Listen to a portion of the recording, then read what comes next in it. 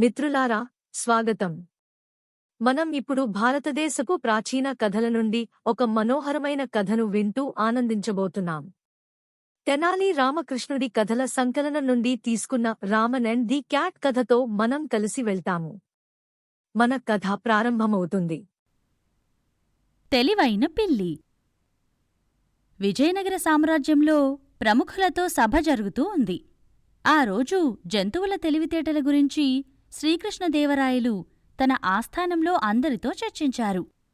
పిల్లులు చాలా తెలివైనవి అని ఒక మంత్రి అన్నారు. అదేంటో కథలోకి వెళ్ళి తెలుసుకుందాం. మనిషి కూడా జంతువు, అన్నిటికన్నా తెలివైన జంతువు. మనిషిని పక్కన పెడితే అసలు ఏ జంతువు ఎక్కువ తెలివైనది అని మహారాజు ఆ రోజు సభలో అందరినీ అడిగారు. ఈ ప్రశ్న విని అందరూ ఆశ్చర్యపోయారు.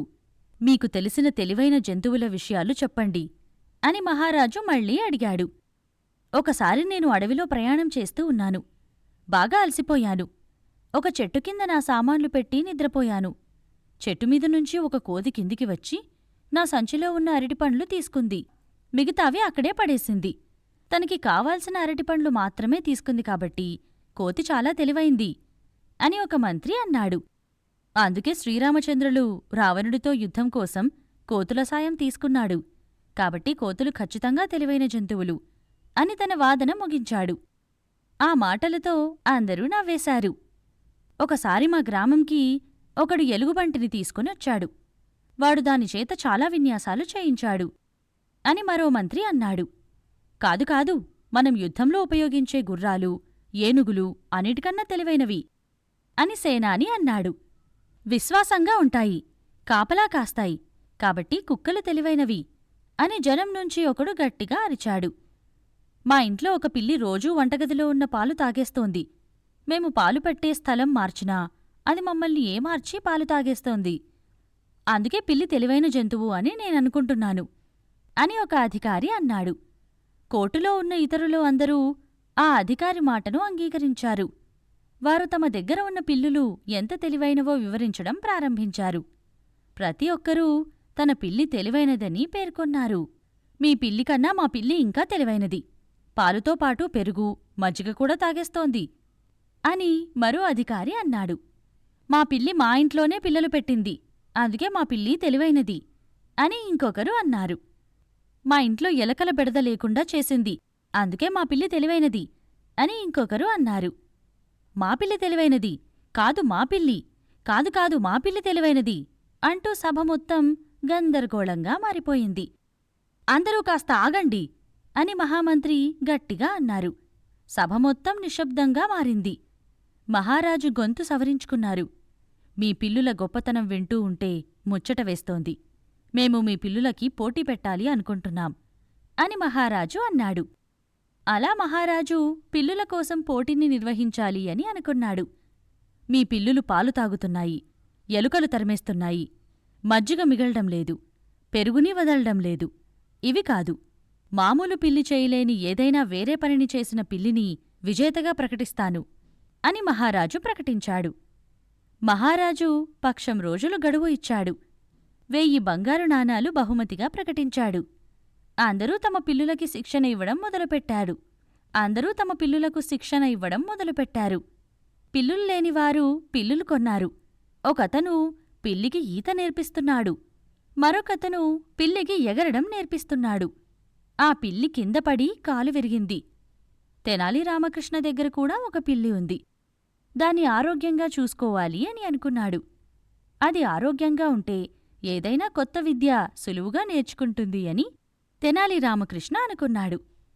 నా పిల్లికి మంచి పాలు ఇచ్చేలా చూసుకోవాలి, కాబట్టి నేను పాలను బాగా ఉడకబెట్టి ఇస్తాను అని అనుకున్నాడు. వంటగదిలోకి వెళ్లాడు. పాలని బాగా మరిగించాడు.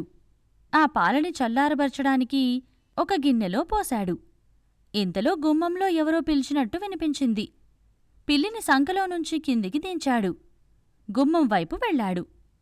పిల్లి పాలగిన్నె వైపు వెళ్ళింది. పాలుని చూసి తొందర ఆపుకోలేకపోయింది. మూతి గిన్నెలో పెట్టింది. అప్పుడు దాని మూతి కాలింది. అది భరించలేక గట్టిగా కేకవేసింది ఆ పిల్లి. తెనాలి రామకృష్ణ పరిగెత్తుకుంటూ వంటగదికి వచ్చాడు. పాలగిన్నెలో కొన్ని పాలు కింద పడిపోయి ఉన్నాయి. పిల్లి ఒక మూలన భయంతో పాలుగిన్నె వైపు చూస్తోంది. అప్పుడే తెనాలి రామకృష్ణకి ఒక అద్భుతమైన ఆలోచన వచ్చింది. ప్రతిరోజూ వేడివేడి గిన్నెలో పాలు పిల్లి ముందు ఉంచేవాడు. ఆ పాలు చూడగానే పిల్లి భయంతో వెనక్కి పరిగెట్టేది.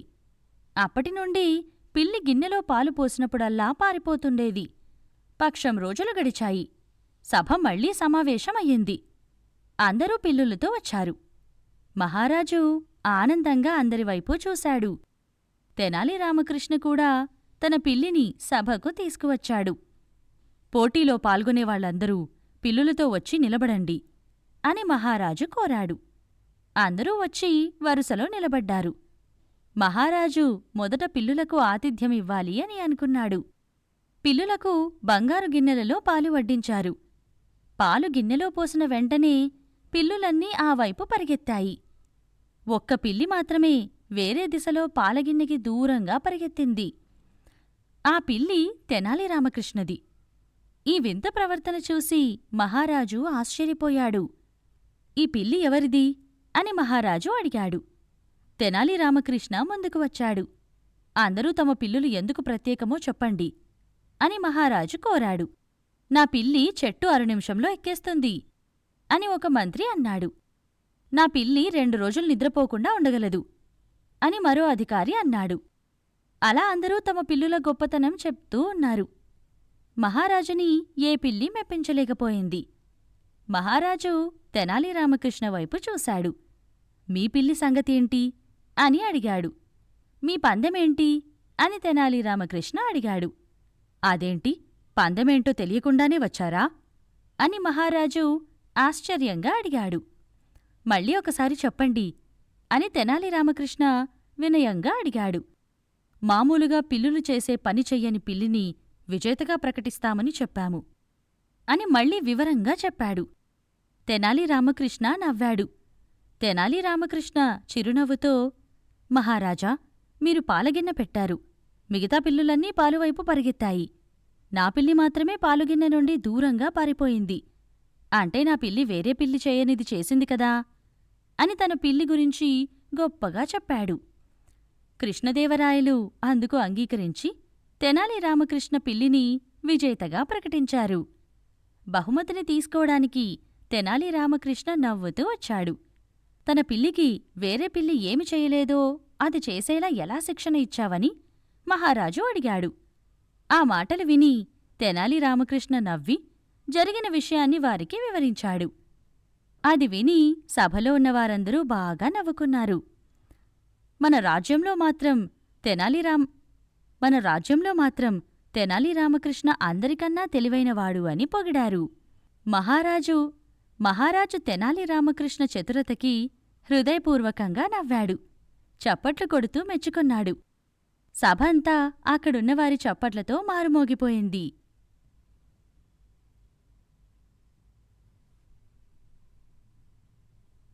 ఈ కథ మనకు నేర్పే ముఖ్యమైన విషయం ఏమిటంటే, మనం ఎదుర్కొనే సమస్యలను తెలివైన ఆలోచనతో పరిష్కరించగలము. మీరు మరిన్ని కథలను వినాలనుకుంటే ఆపిల్ లేదా ఆండ్రాయిడ్ యాప్ స్టోర్స్ నుండి స్టోరీ వేవ్స్ యాప్ను డౌన్లోడ్ చేయండి. స్టోరీ వేవ్స్ సభ్యత్వం నెలకు $1 కంటే తక్కువ. మీ కుటుంబానికి నాణ్యమైన కథలను తీసుకురావడానికి అత్యంత సరసమైన మార్గాలలో ఒకటి.